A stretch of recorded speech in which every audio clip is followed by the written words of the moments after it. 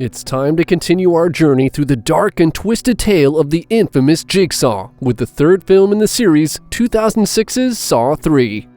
Welcome, fellow horror movie enthusiasts, to another chilling recap by Sinister Snapshots, where we indulge in the thrills and chills of our favorite horror films. Whether you're a diehard fan or just looking for a refresher, we're here to ensure that you won't forget the horrors. The film opens right where Saw 2 ended. Detective Eric Matthews is shackled to a pipe on the floor of the bathroom where Amanda left him before Saw 2's credits. He struggles to unshackle himself but cannot get free. In a desperate attempt to escape, he smashes his foot with a toilet lid until it's so broken that he's able to slide it out of the cuff. The scene cuts to the SWAT team responding to a crime scene littered with severed body parts and intestines, which they believe to be another Jigsaw game. A flashback of the victim ensues. A man named Troy is standing with chains and hooks attached all over his body through his skin. In the room, there was a bomb set to explode 90 seconds later unless Troy freed himself from the chains that were attached to him. He was unable to do so before the bomb went off, blowing him to pieces in the end. Detective Allison Carey gets assigned this case, and on the scene, she notices that the door to exit was welded shut, which goes against the typical pattern of Jigsaw giving his victims an opportunity to survive his games. While reviewing the recording of Jigsaw's message to Troy, Carey notices that after the film runs through, the tape is showing a live recording of her bedroom. She is abducted by a person in a big mask and wakes up to find a harness hooked into her ribs. In order to break free from the trap, she needs to retrieve a key from a beaker of acid. She's unable to remove the shackles in time and is killed. Dr. Lynn Denlin is kidnapped by the person in the pig mask from the hospital that she works at. She awakens, tied to a chair, where she's brought by Amanda to a dying John Kramer, aka Jigsaw himself. Amanda locks a shotgun collar around Lynn's neck that's connected to Jigsaw's heart rate monitor. The collar is set to go off if either Jigsaw dies or Lynn moves out of range, and she's instructed to keep him alive until another victim has completed his game. The other victim, Jeff, wakes up in a box and is instructed to complete some tests that will lead him to the person who killed his son Dylan in a drunk driving accident. It's revealed that after his son's death, Jeff became a shell of a man and neglected his daughter Corbett. Jeff is exploring his surroundings as the scene cuts back to Amanda, Lynn, and Jigsaw in their lair while Lynn performs tests on Jigsaw. Amanda notifies them that Jeff's game has begun. Jigsaw begins to have a seizure and flatline as Lynn directs Amanda to supply him with oxygen and hold his head to the side to try to help him through the seizure. Back in Jeff's game, he walks into a meat freezer where he finds Danica Scott naked and chained by the wrists.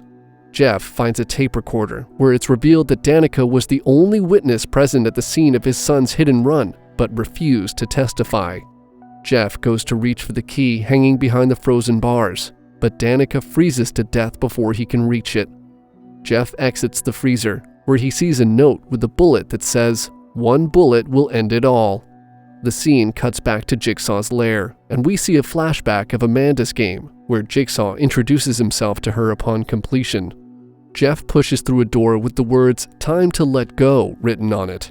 He hears someone screaming for help as he enters the room. Jeff plays another recording.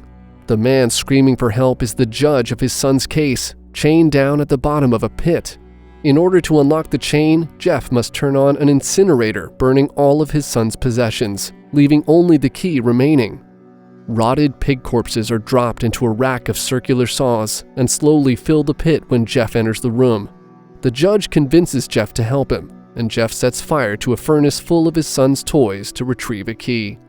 Jeff saves the judge before he drowns in the pig remains. Back at Jigsaw's bedside, Lynn prepares to perform the emergency surgery that's needed to relieve the pressure on his brain. She uses a drill and an electric saw to cut into Jigsaw's skull to try to relieve the pressure. Lynn begins to lose Jigsaw as he dreams about another woman and declares his love for her. We see a flashback to Amanda and Jigsaw setting up the first game in the original Saw movie. Amanda gets angered by Lynn and draws a gun on her. Jigsaw demands her to leave Lynn alone and to put the gun away as he tells her to leave the room. Back to Jeff, he picks up a letter that says, "One step closer to your revenge." Jeff enters the next room where he meets Timothy Young, who was the driver in the accident that killed John's son.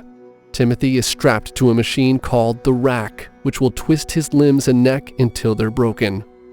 Jeff takes the key that's attached to the hammer of a shotgun by a string, and when he removes it, the gun fires, shooting the judge in the face, killing him. Jeff stops the machine, but it's too late. Timothy's neck has already broken, leaving him dead. At Jigsaw's bedside, Amanda walks in the room and sees him holding hands with Lynn. Jigsaw tells Amanda that they do not need her right now. Amanda leaves and reads a note that aggravates her. She walks back into the room, confirming that Jeff completed the final test. Jigsaw says that she's free to go, but Amanda does not listen and pulls a gun on Lynn. Amanda reveals that she fought with Detective Matthews after he had escaped his game and left him for dead. Amanda refuses to listen to Jigsaw's commands and shoots Lynn. Simultaneously, we hear Jeff calling for Lynn as he walks through the door, and it turns out that they are actually husband and wife. Jeff shoots Amanda in the neck. As Amanda is bleeding out, Jigsaw reveals that Lynn's test was actually a test for Amanda to keep Lynn alive. He tells her that he was aware of her death traps with no escape and was unwilling to let a murderer continue on his path. Jigsaw turns to Jeff and offers to call an ambulance for his bleeding wife if Jeff will agree to take one last test. Jeff agrees, and Jigsaw tells him that he can either kill Jigsaw or forgive him. Jeff tells the dying Jigsaw that he forgives him, but then slashes his throat with a power saw.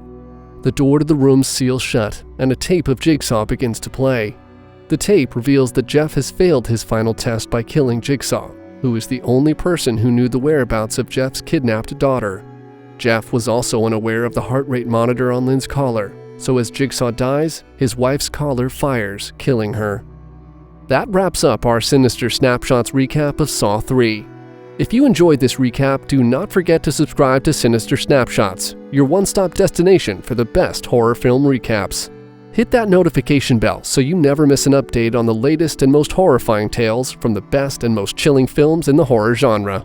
And of course, leave a comment below about what other horror movie recaps or sinister stories you'd like to see next.